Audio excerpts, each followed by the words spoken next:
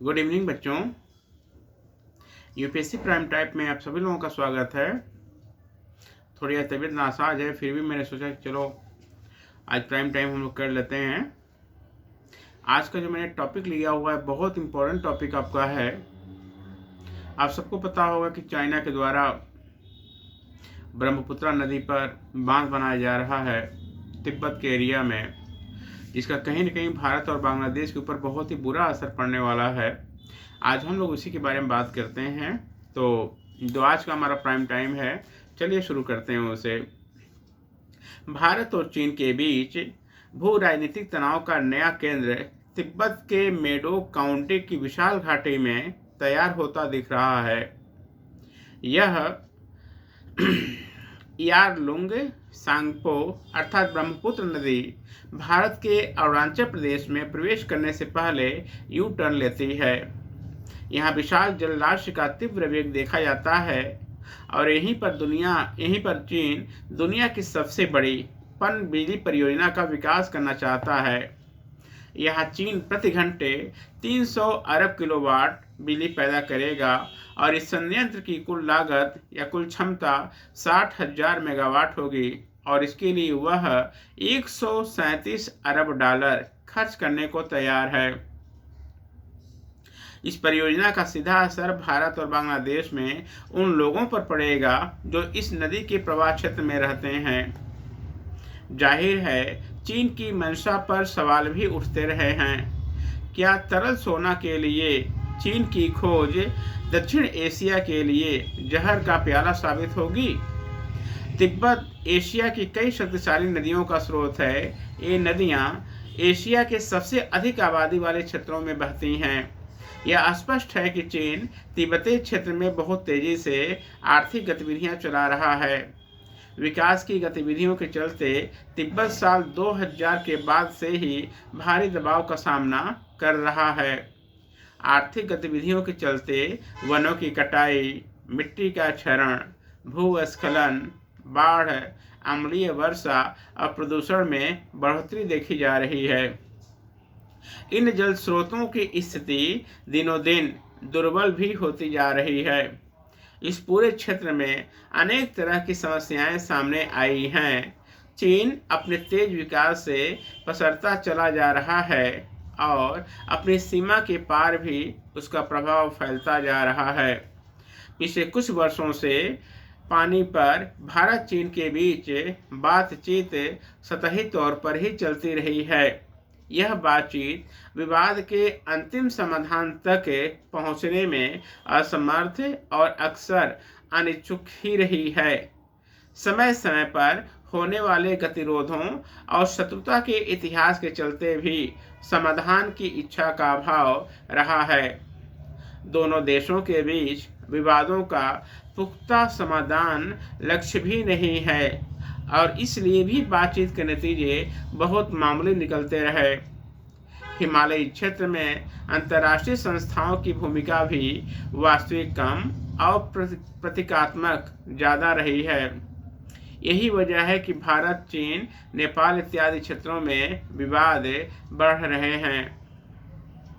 एक कड़वा सबक भारत ने 2017 में कीमत चुकाकर सीखा था, जब चीन ने भारत के साथ हाइड्रोलॉजिकल डाटा साझा करने से इनकार कर दिया, पर बांग्लादेश के साथ डाटा साझा करने के लिए वो आगे बढ़ा। भारत चीन गतिरोध की पृष्ठभूमि में ही डोकलाम में झड़प हुई, जवान शहीद हुई और हर बार चीन हावी रहा।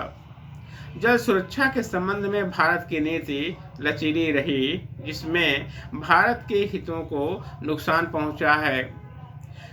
बहुत सुरक्षित ढंग से चलने की परंपरा के चलते दो टूक संवाद की संभावनाएं नहीं बन पा रही हैं। नतीजन हमने चीन के सामने हमेशा अपने न्यूनतम मांगे रखी हैं, जिनके चलते चीन को खुली छूट मिल गई है। वह अपने निचले इलाकों पर पड़ोसियों की चिंता के प्रति किसी भी जवाबदेही के बिना आगे बढ़ रहा है।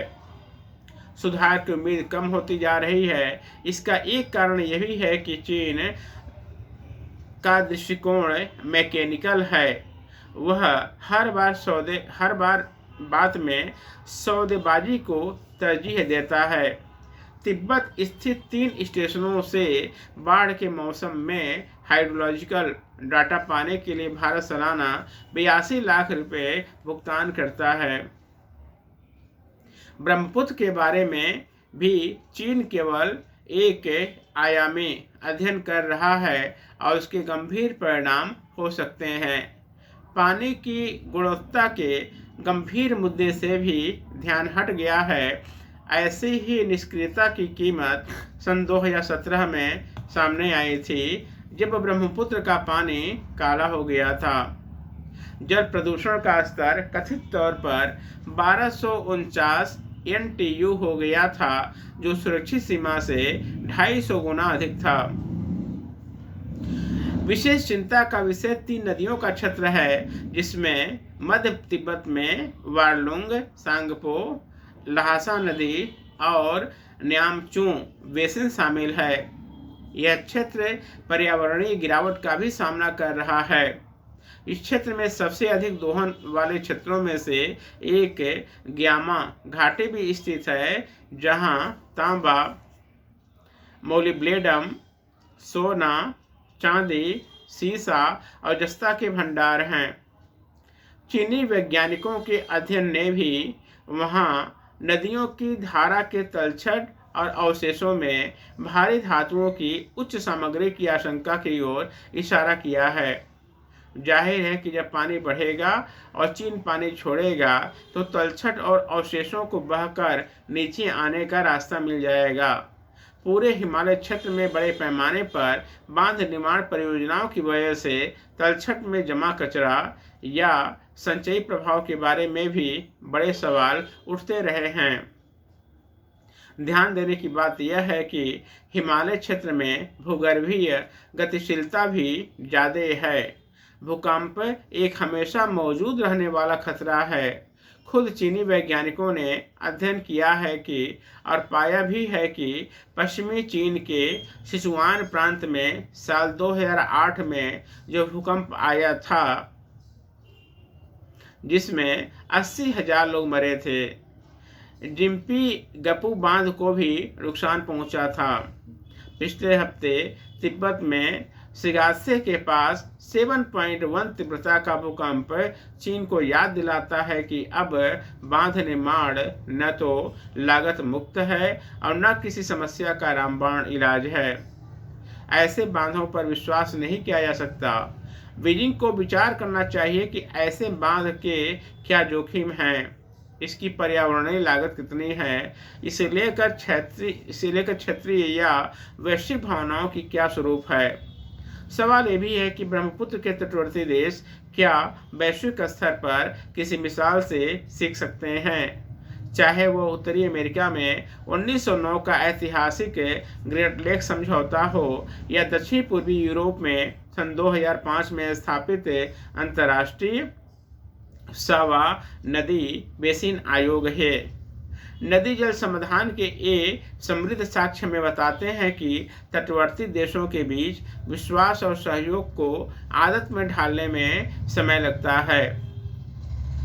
कैटामायो चेरा, जारमिला, पुयांगो, टुम्बेस जल क्षेत्र की संयुक्त रूप से रक्षा करने के लिए सन 2023 में हुए इक्वाडोर पेरू समझौते से पता चलता है कि परस्पर सहयोग के लंबे प्रयासों के बाद ही ऐसा समझौता संभव होता है।